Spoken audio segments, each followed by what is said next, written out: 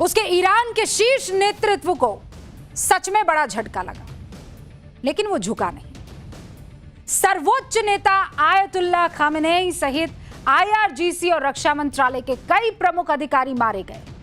Iran की पारंपरिक नौसेना को डुबो दिया गया। डिफेंस सिस्टम नष्ट हो गया। उसे मिला यह कि उसने अमेरिका को अपनी शर्तों पर MOU साइन करवा दिया और दुनिया में अपना कद बढ़ा दिया। हॉर्मूज में टोल वसूलने की छूट हासिल कर दी। हॉर्मूज बंद होने से उसे आर्थिक तौर पर बड़ा झटका लगा, क्योंकि सप्लाई रुकने से कच्चा तेल समंदर में बहाना पड़ा। लेकिन ईरान सालों से लगे प्रतिबंध में ढील दिलाने में कामयाब रहा। अमेरिका और इजराइल के हमलों में ईरान के बुनियादी ढांचे बहुत बुरी तरह से नेस्तनाबूद हुए। उसके बंदरगाह, परमाणु कार्यक्रम से जुड़े ठिकाने, स्टील, एल्यूमीनियम संयंत्रों को भारी बमबारी का शिकार होना पड़ा।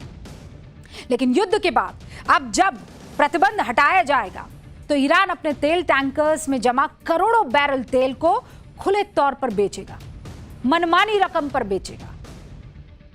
और दूसरा यह कि उसे पैसा तो मिलेगा ही मिलेगा। तो अगर दुनिया के नजरिए से देखें तो ईरान अमेरिकी युद्ध का नुकसान फायदे से कहीं ज्यादा था। ईरान के पास के जो इलाके हैं उसमें दुनिया की ऊर्जा सप्लाई का बड़ा केंद्र है, जिससे आपूर्ति ठप हुई और दुनिया भर में पेट्रोल, डीजल, बिजली महंगे हुए। विश्व बैंक ने वैश्विक विकास दर के अनुमान को घटाया। हॉर्मूज से विश्व के समुद्री तेल व्यापार का बड़ा हिस्सा गुजरता है। रास्ता रुकने से जहाज, कंटेनर और कच्चे माल की सप्लाई प्रभावित हुई। युद्ध के दौरान निवेशकों ने जोखिम काम किया। इससे कई बाजारों में गिरावट और अस्थिरता देखी। इस युद्ध से दुनिया कैसे प्रभावित हुई, क्या सबक लिया, यह भी जल्दी से आपको बता देते हैं। युद्ध ने कई देशों को यह एहसास करा दिया कि तेल पर ज्यादा डिपेंडेंट होना ठीक नहीं है। ऊर्जा के नए जरिए खोजने ही पड़ेंगे। परमाणु ऊर्जा और सप्लाई के दूसरे ऑप्शंस में इन्वेस्टमेंट बढ़ा। तेल और गैस महंगे होने से कुछ उत्पादक देशों और ऊर्जा कंपनियों की आय बढ़ी। कई देशों ने महसूस किया कि मध्य पूर्व का कोई बड़ा युद्ध पूरी दुनिया की अर्थव्यवस्था को प्रभावित कर सकता है।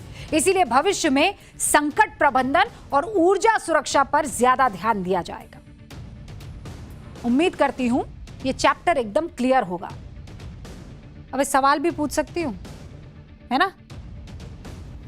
मार्क्स पूरे हैं देने के लिए भी और आपको लेने के लिए भी। अब पाठशाला में अगला चैप्टर शुरू करते हैं। अगला चैप्टर क्या है? मोदी ने कैसे रुदाली गैंग को रुला दिया। दुनिया में भारत का डंका, विपक्ष को क्यों शंका? जो लोग कह रहे थे कि पीएम मोदी का बुलबुला फूट गया है, अब वो बात नहीं रही। पीएम मोदी ने नाम की हवा भी अब नहीं रही। भारत विश्व गुरु बनने की रेस में पिछड़ गया, ये रुदाली गैंग कहती थी ना, कहती थी कि नहीं कहती? फ्रांस से आई तस्वीरों ने ऐसे नैरेटिव फैलाने वालों की बोलती बंद कर दी। दुनिया के सबसे बड़े मंच पर पीएम मोदी को हाथों हाथ लिया गया। मैं तो कुछ नहीं कह रही, ये तस्वीरें कह रही है। आज पूरी दुनिया पीएम मोदी का जलवा देख रही है। दुनिया का सबसे ताकतवर ग्रुप G7 भारत को पार्टनर बना रहा है। इसे आप ऐसे समझिए, G7 समिट में ग्रुप से बाहर के 8 देशों को बुलाया गया था, लेकिन सिर्फ भारत इकलौता देश है जिसे समिट की सभी मीटिंग्स में बुलाया गया। G7 के देश दुनिया भर के जितने मुद्दों पर बात कर रहे हैं, वहां भारत का सीधा एक्सेस है। भारत न सिर्फ अपनी राय रख रहा है, बल्कि ग्लोबल साउथ का लीडर बनकर उभर रहा है। यही बात विपक्ष को पसंद नहीं आ रही। दुनिया में पीएम मोदी की वाहवाह हो रही है, विपक्ष दुख जता रहा है। भारत में विपक्ष के साथ यही दिक्कत भी है। दुनिया में भारत का नाम होता है, इकोनॉमी बढ़ती है, पूरी दुनिया भारत को हाथों हाथ लेती है, लेकिन विपक्ष को पीएम के खिलाफ एजेंडा फैलाना होता है, दुखी होना होता है। पीएम मोदी के खिलाफ अब क्या नैरेटिव फैलाया जा रहा है? G7 में पहुंचकर हमने हासिल क्या किया है? पीएम मोदी के यूरोप दौरे पर भारत को क्या क्या मिलेगा? इस बार भी विदेशी दौरे पर मोदी के नारे लोग लगाते क्यों नहीं थक रहे हैं, ये सब बताऊंगी। इसे जानने समझने के बजाय विपक्ष क्या कर रहा है? पीएम मोदी को पहले के प्रधानमंत्रियों से कमजोर साबित करने पर उतारू है। मनमोहन सिंह की वीडियो शेयर कर रहे हैं। पीएम मोदी की फ्रांस यात्रा को लेकर क्या क्या बात चल रही है? पीएम मोदी फ्रांस से क्या लेकर लौटने वाले ये सब बताऊंगी, लेकिन पहले आपको ट्रेलर दिखा देती हूं।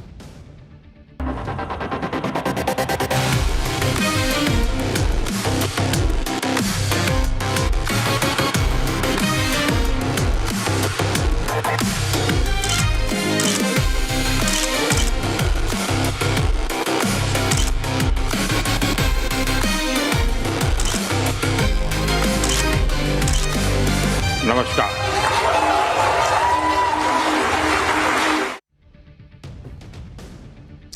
तो G7 में पीएम मोदी ने ग्लोबल डिप्लोमेसी को धार दी।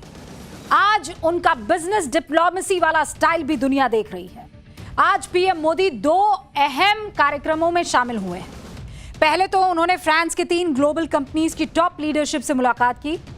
वीवा टेक समिट से इनोवेशन, इकोसिस्टम और टेक्नोलॉजी पर बात की। पहले आपको बताती हूं, बार बार ग्लोबल कंपनियां ये जब हम कहते हैं तो इसका मतलब क्या है, और ये ग्लोबल कंपनियां कितनी बड़ी है, उनके सीईओज कौन हैं, इससे भारत को क्या फायदा होगा, ये जानना आपके लिए जरूरी है, ताकि ये लोग जो कहते हैं ना कि ये जबरदस्ती तारीफ करते हैं, ये तो मोदी की वाहवाही करते हैं, आपको पता पड़ेगा इसके पीछे का कारण जब आप जानेंगे कि पीएम जिनसे मिल रहे हैं क्यों मिल रहे हैं। पीएम मोदी जो मिस्ट्राल एआई के को फाउंडर हैं और सीईओ आर्थर मेनिक्स है, उनसे मिले। और ये मुलाकात इसलिए भी अहम है क्योंकि आज हुई वीवा टेक समिट में भारत के ऑफिशियल एआई कंट्री पार्टनर का तमगा मिला था। पीएम मोदी से मुलाकात के बाद मिस्ट्राल एआई के सीईओ भारत के साथ काम करने की बड़ी इच्छा जताते हैं। कंपनी भारतीय कंपनियों के साथ मिलकर एआई सेक्टर में नए इनोवेशन और पार्टनरशिप करने के लिए तैयार है। पीएम ने कंस्ट्रक्शन मटेरियल बनाने वाली कंपनी सैन-गोबैन के चेयरमैन और सीईओ बिनोय बेजन से मुलाकात की। बैठक में कंस्ट्रक्शन और मटेरियल सेक्टर में इको फ्रेंडली काम करने पर जोर दिया गया। कंपनी के सीईओ ने भारत में अपना बिजनेस और निवेश दोनों बढ़ाने पर जोर दिया है। पीएम ने रेलवे, मैस ट्रांजिट सेक्टर में काम करने वाली कंपनी एल्स्टॉम के सीईओ मार्टिन सायन से भी मुलाकात की और भारत के रेलवे सिस्टम को मॉडर्न बनाने और नए मैक्रो पर चर्चा जो है वो की है। कंपनी ने भारत में बिजनेस बढ़ाने पर जोर दिया है। मतलब देख रहे हैं आप, सैलानियों के लिए फेवरेट हॉलिडे डेस्टिनेशन जैसे होता है, वैसे ही बिजनेसमैन और कंपनियों के लिए भारत को फेवरेट डेस्टिनेशन कैसे बनाना है उस पर काम कर रहे हैं प्रधानमंत्री। वीवा टेक को यूरोप का सबसे बड़ा टेक्नोलॉजी और स्टार्टअप इवेंट माना जाता है, जहां दुनिया भर के लीडर्स, एंटरप्रेन्योर्स, इन्वेस्टर्स, इनोवेटर्स एक साथ आते हैं। इस साल भारत एआई पार्टनर देश के तौर पर इसमें हिस्सा ले रहा है। इस समिट में भारत का नेशनल पवेलियन सबसे बड़ा बनाया गया है और सबसे पहले एंट्री पॉइंट में वीवा टेक समिट में पीएम मोदी के साथ फ्रांस के राष्ट्रपति इमैनुअल मैक्रो भी पहुंचे। मैक्रो ने पीएम मोदी के साथ एआई पवेलियन देखा। वीवा टेक समिट में पीएम मोदी भारत के बढ़ते इनोवेशन, इकोसिस्टम और टेक्नोलॉजी के क्षेत्र में हुई तरक्की को सबके सामने रख रहे थे। पीएम मोदी ने इस मसले पर क्या कहा, आप उसे देखिए पहले। With the launch of the India-France Year of Innovation this year, France is serving as an important bridge that is bringing the tech ecosystems of India and Europe closer. From Bharat Innovates held a few days ago in Nice to Viva Tech in Paris today. Our startups are forging many new partnerships. Viva Tech summit में भारत को अचानक शामिल नहीं किया गया है। No no no no no. AI market में भारत तेजी से बढ़ता हुआ प्लेयर साबित हो रहा है। भारत के पास दुनिया का सबसे बड़ा तकनीकी और एआई टैलेंट बेस है। भारत में 6 लाख से ज्यादा एआई प्रोफेशनल्स हैं। यहां से हर साल लाखों की संख्या में स्टेम ग्रेजुएट्स यानी science, technology, engineering and mathematics के छात्र निकलते हैं। भारत सरकार ने सोवेरेन एआई के तहत इंडिया एआई मिशन को लॉन्च कर दिया है। जो कि तकनीक, मॉडल और कंप्यूटिंग इंफ्रास्ट्रक्चर की दिशा में बड़ा कदम है।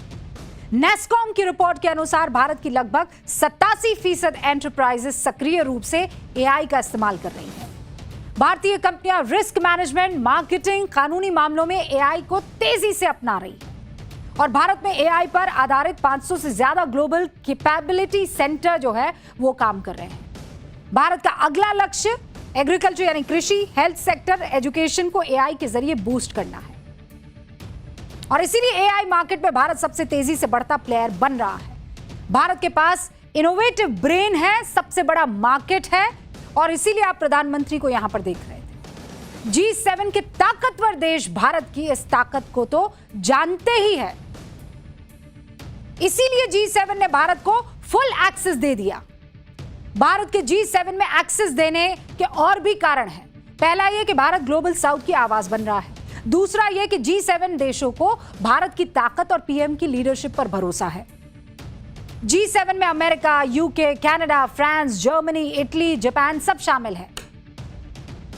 लेकिन भारत इसका औपचारिक पार्टनर नहीं होने के बावजूद खास मेहमान के तौर पर बुलाया जाता है। ग्लोबल इकोनॉमी, क्लाइमेट चेंज से लेकर सुरक्षा में भारत की भागीदारी साफ है। भारत के शामिल हुए बगैर बड़े अंतर्राष्ट्रीय फैसले लेना इधर मुश्किल होता जा रहा है। भारत ने खुद को विकसित अर्थव्यवस्थाओं और विकासशील देशों के बीच एक पुल के तौर पर स्थापित किया है, जो यहां पर दिखा है। चीन की बढ़ती सैन्य और आर्थिक ताकत G7 देशों के लिए टेंशन बनी और इसीलिए भारत का दबदबा यहां पर बढ़ रहा है। अब G8 में डिफैक्टो यानी व्यवहारिक रूप से भी भारत की भागीदारी बढ़ती जा रही है, ये समझ लीजिए आप। यही वजह है कि G7 में जितनी भी मिनिस्ट्रियल और वर्किंग ग्रुप मीटिंग हो रही है उसमें भारत शामिल हो रहा है। इस बार G7 की अलग अलग मीटिंग में कौन कौन से मुद्दों पर चर्चा हुई वो भी जल्दी से आपको दिखाती हूं। पहली मीटिंग बड़ी अंतर्राष्ट्रीय चुनौतियों से निपटने के लिए हो रही है। दूसरी मीटिंग यूक्रेन और यूरोप में शांति स्थापना के लिए हो रही है। तीसरी मीटिंग मध्य पूर्व में संकट खत्म करने और स्थिरता के लिए हो रही है। चौथी मीटिंग नई पार्टनरशिप और अंतर्राष्ट्रीय एकजुटता को कायम करने पर है। पांचवी मीटिंग संतुलित और टिकाऊ आर्थिक विकास को बढ़ावा देने पर हो रही है। छठी हो रही है आर्टिफिशियल इंटेलिजेंस पर, सुरक्षित होना चाहिए, तेज उसका इस्तेमाल कैसे होना चाहिए, इन सब पर। और यहां प्रधानमंत्री नरेंद्र मोदी सेंटर में दिख रहे हैं, डील पर डील फाइनल कर रहे हैं और उधर विपक्ष रीलबाजी कर रहा है।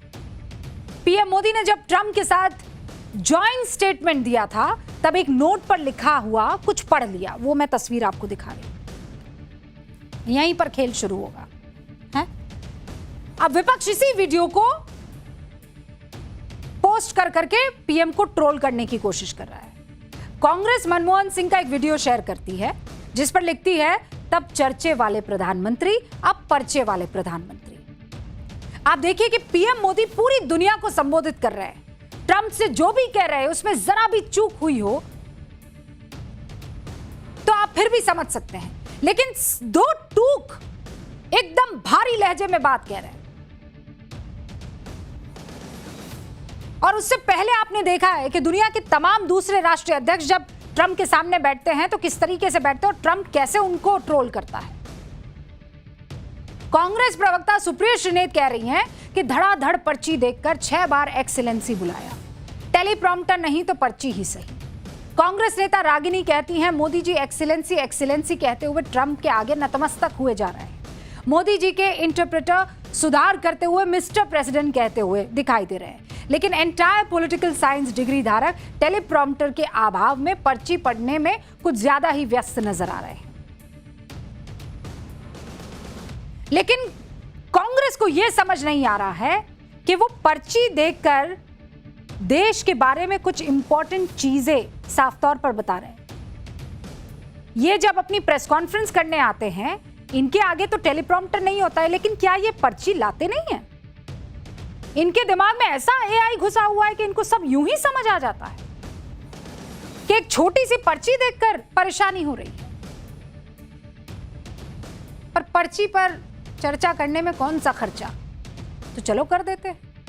आगे बढ़ेंगे, अगला चैप्टर पाठशाला में अब महाराणा प्रताप से जुड़े अधूरे इतिहास का चैप्टर। क्या 79 साल से महाराणा प्रताप पर हमें झूठा पाठ पढ़ाया गया? बिना नतीजा हार की कहानी लिखने वाले साजिशकर्ता कौन? हल्दीघाटी युद्ध को लेकर अब तक हमें ज्यादातर इतिहासकारों ने यही बताया है ना कि अकबर महान की मुगल सेना ने महाराणा प्रताप की सेना को हरा दिया। लेकिन आज न्यूज की पाठशाला में मैडम आपको हल्दीघाटी युद्ध से जुड़ा एक ऐसा अनसुना चैप्टर बताने वाली हैं जिसे सुनकर आप हैरान रह जाएंगे। और इसके लिए आपको दिल, दिमाग, आंख, नाक, कान खोलकर इस क्लास में दाखिला लेना होगा। फिर आपको पता चलेगा कि हल्दीघाटी युद्ध के दौरान ऐसा समय आया जब अकबर की मुगल सेना ने सरेंडर कर दिया। यह बात सालों तक आपसे छिपाई गई। अब आरएसएस प्रमुख मोहन भागवत इस मुद्दे को उठाकर कई हैरान करने वाले सवाल खड़े करते हुए दिख रहे हैं। कल उदयपुर की हल्दीघाटी युद्ध के उदयपुर में हुआ था ये हल्दीघाटी युद्ध के 450वें वर्ष और महाराणा प्रताप की 486वीं जयंती जब मनाई गई तो आरएसएस प्रमुख मोहन भागवत ने हल्दीघाटी युद्ध के अनसुने इतिहास से जुड़ा एक मुद्दा उठा दिया। मोहन भागवत ने आरोप लगाया कि एक साजिश के तहत कुछ इतिहासकारों ने अकबर को हल्दीघाटी युद्ध का विजेता बताया है, जबकि इस युद्ध में महाराणा प्रताप की विजय हुई। पहले आप मोहन भागवत के इस बयान को सुनिए, इसके बाद युद्ध से जुड़े अनसुने इतिहास का चैप्टर आपके सामने। आज हम राणा प्रताप की जयंती करते हैं। दुनिया में कहीं पर आपने सुना है अकबर की जयंती होती है? तो जीता कौन है भाई? हल्दीघाटी की युद्ध में विजय किसकी, ये कोई शंका की बात है? भ्रम उत्पन्न कैसे होता है? आज हम यहां बैठे हैं, धर्म संस्कृति की बात कर रहे हैं, यहां भगवे झंडे लगे हैं। साफ है कि हल्दीघाटी में राणा प्रताप जीते, इसलिए हो रहा है। लेकिन हमको यह ध्यान में रखना चाहिए कि किन बातों के कारण जीते। वो केवल सेना के सामर्थ्य की बात नहीं है। सेना और शस्त्रों का सामर्थ्य देखेंगे तो अकबर का पलड़ा भारी था, लेकिन जो उसके पास नहीं है वो इनके पास था। ये सूर्यवंशी है ना। और ये कहने में किसी को संकोच होना नहीं चाहिए। आगे बढ़ने से पहले आपको हल्दीघाटी युद्ध की टाइमलाइन बता देती हूं ताकि आप ये समझ सकें कि कुछ इतिहासकारों पर अगर ये आरोप लगते हैं कि उन्होंने तथ्यों से छेड़छाड़ की या फैक्ट को दबा दिया तो ऐसे आरोपों की वजह क्या हो सकती है। नोट कर लीजिए, 1572 में महाराणा उदय सिंह द्वितीय की मृत्यु के बाद महाराणा प्रताप मेवाड़ के सिंहासन पर बैठे। इस दौरान अकबर ने मेवाड़ को मुगल अधीनता स्वीकार करने के लिए कई सारे दूत भेजे, लेकिन महाराणा प्रताप ने इनकार कर दिया। वो महाराणा थे। 1572 से 1576 के दौरान अकबर ने मेवाड़ को मुगल अधीनता स्वीकार करने के लिए 4 दूत भेजे। जलाल खान खुर्ची, राजा मानसिंह, राजा भगवंत दास और टोडरमल, लेकिन सभी महाराणा प्रताप के सामने फेल हो गए।